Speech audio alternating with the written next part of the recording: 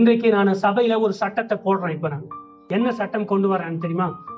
அடுத்த வாரத்திலிருந்து சபையில ஒவ்வொருவரும் கார் எடுத்துக்கிட்டு தான் இங்க வரணும். இது சட்டம். போட்டேன்னு வச்சுக்கோங்க, நீங்க என்ன சொல்லுவீங்க? என்ன மென்டலா? வெளியே சொல்ல மாட்டீங்க. இருக்குமா? எல்லார்கிட்ட கார் எங்க இருக்கு? ஜெனரல் நாலேஜா யோசிச்சு பார்ப்பீங்க இல்லையா? ஒரு சபையில எல்லாரும் சைக்கிள் இருக்கிறவங்க இருக்காங்க, ஸ்கூட்டர் இருக்கிறவங்க இருக்கிறாங்க, கார் இருக்கிறவங்க. எப்படி நீ கார்? இதுல வேற கார் பார்க்கிங் இடம் வேற இல்ல. சோ வீட்டிலேயும் இது ரொம்ப முக்கியமான பாயிண்ட். 2 ஸ்லைட் தான். வீட்டிலேயும் எங்கேயும் இங்க பார்த்து கொண்டிருக்கிற இந்த பாஸ்டர்களுக்கும் சொல்றேன், நாளைக்கு உங்க சபையில தீபாவளி கொண்டாடலாமே அப்படின்னு சொல்லி சிஎஸ்ஐ உடைய அந்த பிஷப்போ இல்ல பெரிய தலைவர்களோ யாராவது சொன்னாங்கன்னா நீங்க கேட்பீங்களா? கேட்க கூடாதா? எப்படி கேட்கறது? எப்படி கண்டுபிடிக்கிறது? ஒரு சட்டம் இதற்கு விரோதமாக இருக்கிறதா இல்லையா எப்படி கண்டுபிடிக்கிறது? ஒரே ஒரு சின்ன ஒரு பாயிண்ட் நான் சொல்லிட்டு போறேன், நீங்க பாருங்க. ஏதாவது ஒரு சட்டம் வந்தா முதல்ல என்ன பண்ணணும் தெரியுமா? முதல்ல பொது அறிவு, காமன் சென்ஸ் நமக்கு இருக்குல்ல. நமக்கு என்ன இருக்கு? பொது அறிவு இருக்கா? அதை திங்க் பண்ணணும். நான் சொல்றேன், நாளைக்குல இருந்து எல்லா அடுத்த வாரத்துல இருந்து எல்லா சகோதரர்களும் வேஷ்டி கட்டிக்கிட்டு தான் ஆராதனை பண்ணணும்னு சொல்றேன். முதல்ல என்ன பண்ணணும்? பொது அறிவு, காமன் சென்ஸ்ல. நம்ம ஆளுங்களுக்கு வேஷ்டி இடுப்புல நிக்காது, நம்பர் 1. 2வது, திடீர்னு சபை நடக்கும் போது விழுந்துட்டா என்ன பண்றது? இதெல்லாம் பொது அறிவு கொஸ்டின்ஸ். ஆகையினாலே அங்கேயே என்னவா மாறிடும்? அது இன்டூன்னா இந்த சட்டம் வேண்டாம். மூப்பர்களே கேட்கணும், நீங்க கேட்கணும். ஒரு சட்டம் கொண்டு வந்தா காலையில 9:20 நான் சபையை மூடுவேன் அப்படின்னு சொல்லும் போது காமன் சென்ஸ் சொல்லணும். என்னன்னு சொல்லணும்? தேவ ஆலயங்களே, மசூதிகளே மூடுவதில்லை, கோயில்களை மூடுவதில்லை. ஓபன் பண்றதே வாரத்துக்கு 2 மணி நேரம்.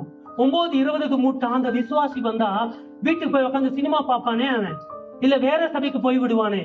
இந்த புத்தி நமக்கு இல்ல. அது ஏன் அனுபவித்தோம்? 2 வாரம் அனுமதித்தோம். Common sense.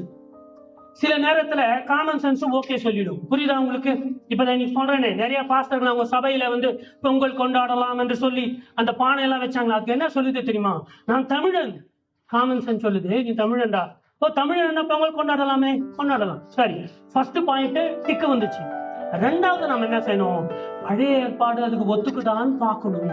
ஒரு சட்டத்தை கொண்டு வரும்போது பழைய ஏற்பாடு ஒத்துக்குதான்னு பார்க்கணும். 3வது என்ன செய்யணும் தெரியுமா? புதிய ஏற்பாடு ஒத்துக்குதான்னு பார்க்கணும். ஒரு சட்டம் இது நமக்கு மாத்திரமல்ல, வீட்டு கூட. நீங்க அப்பாவா இருந்து அம்மாவா இருந்து குடும்பத்துல ஒரு சட்டத்தை போடும்போது அது பைபிளுக்கு சமமா நான் போடுகிறேனா இல்லையா என்று நான் பார்க்கணும். என்னுடைய சொந்தக்காரன் ஒரு தம்பி, என்னுடைய வயசு கம்மி தான், இன்னொரு கல்யாணம் பண்ணிக்கிட்டார். மனைவி உயிரோடு இருக்கிறாங்க, இன்னொரு கல்யாணம் பண்ணிக்கிட்டார். அவங்க மகளுக்கு நிச்சயதார்த்தம் 1 மாசத்துக்கு பிறகு இருக்கு. இவரு போய் கல்யாணம் பண்ணிட்டு வந்தாரு. அது ரொம்ப கேவலம். அந்த மதத்துல ஓகே, நம்ம மதத்துல ஓகே. சோ நம்ம என்ன பண்ணணும்னா, புதிய ஏற்பாடு என்ன சொல்லுதுன்னு பார்க்கணும். இதெல்லாம் உரசி பார்க்கணும், தங்கமா இல்லையா அப்படி எதனா சட்டம் வந்தா. 3வது என்ன தெரியுமா? எந்த சட்டம் வந்தாலும் சபைக்கு இதனால, இந்த சட்டத்தை உருவாக்குறதுனால பக்தி விருத்தி வருமா, விசுவாசம் வருமா? இந்த சட்டத்தினால நம்ம விசுவாசி இயேசுவுக்கு பக்கத்துல வருவானா இல்ல இயேசுவுக்கு தூரமா போவானா என்ற புத்தி நமக்கு வேணும். ஏதாவது சட்டத்தை நான் கொண்டு இப்போ நான் சொன்னேன் இல்லையா, வேஷ்டி கட்டிக்கிட்டு வரணும். நீங்க வேஷ்டி கட்டிக்கிட்டு வந்தா இயேசுக்கு பக்கத்துல ஆயிடுவீங்களோ? இல்லையா? பக்தி விருத்தி வளருமா? இல்லையா? வளராது. நான் போட்ட சட்டத்தை சொல்றேன். நம்ம பைபிள் எக்ஸாம் 4-5 எக்ஸாம் எழுதிருக்கோம். காமன் சென்ஸ் பைபிள் எக்ஸாம் நாம தான் அதுதானே தியானிக்கிறோம். அதனால அதுவும் ஓகே.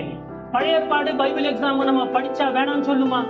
புதிய ஏற்பாடு வேணாம்னு சொல்லுமா? எல்லாமே கிரீன் டிக் வந்துகிட்டே இருக்கும். சபைக்கு பக்தி வித்து வருமா? வரும். வீட்டுல உட்கார்ந்து ஆதியாகமத்தை மக்கள் படித்தார்கள், மத்தேயு சுவிசேஷத்தை மக்கள் படித்தார்கள். ஆகையினால என்ன வந்தது? பக்தி விருத்தி வந்தது. சோ எந்த சட்டமா இருந்தாலும் இந்த 5-6 பாயிண்டோட டிக் பண்ணி பாருங்க. கடைசியாக சபை அனைவருக்கும் நன்மையா தீமையான்னு பாருங்க. எல்லோரும் கார் கொண்டு வாங்க அடுத்த வாரம் என்று நான் சொல்லும் போது சபைக்கு தீமை. எத்தனை பேருக்கு கார் இருக்கு? எத்தனை பேருக்கு கார் ஓட்ட தெரியும்? தெரியாது. சபைக்கு தீமையா இல்லையா? அது தீமை. பிரியாணி போட்டோம், காமன் சென்ஸ் என்ன சொல்லிச்சு?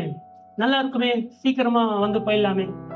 பழைய ஏற்பாடு புதிய ஏற்பாடு ஒண்ணுமே சொல்லாது. ஏன் அப்படின்னு சொன்னா சபை மக்கள் ஐக்கியமாக இருக்கிறதுக்கு அது வாய்ப்பா இருக்கும். ஓகே, அடுத்து சபை பக்தி விருத்தி அடையுமா? அடைஞ்சதே. சீக்கிரமா ஸ்தோத்திரம் கூட சொல்லாத போனவங்க எல்லாம் உட்காந்து பேசு பேசு பேசு பேசுன்னு பேசுனீங்களே. ஒரு வருஷமா பாத்துட்டேன், பேசுனீங்களா இல்லையா? அந்த பிரியாணி வர்ற வரைக்கும் அந்த ஸ்மெல் இப்படி போயிட்டு இருக்கோம், உட்காந்து ஊருக்கு அது எல்லாம் பேசணும். ஐக்கியம் வளர்ந்துச்சா இல்லையா? வளர்ந்ததே. சபைக்கு நன்மையா? இங்கதான் ப்ராப்ளம் ஆச்சு.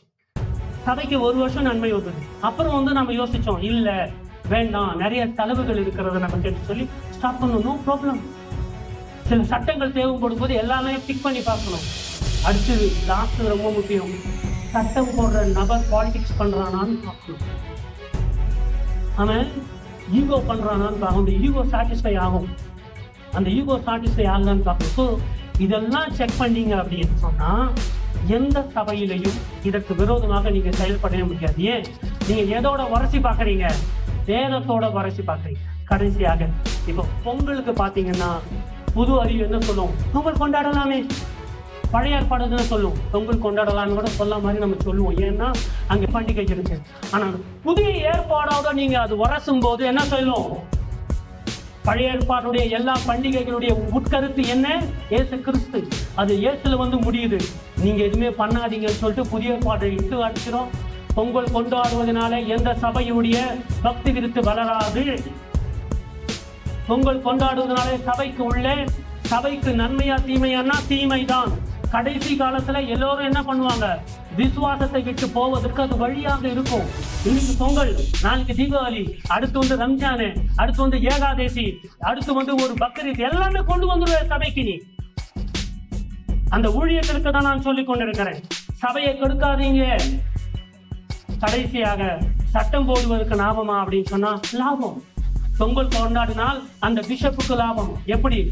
மக்கள் மத்தியில எங்கள் சபையிலே நான் பொங்கல் கொண்டாட வைத்தேன் என்று சொல்லி அவருக்கு வேற இடத்துல ஒரு ஷால்வை போத்தி பொன்னாடை போத்தி அவருக்கு மதிப்பு மரியாதை செய்வாங்க. ஆனா கர்த்தர் செய்ய மாட்டான்.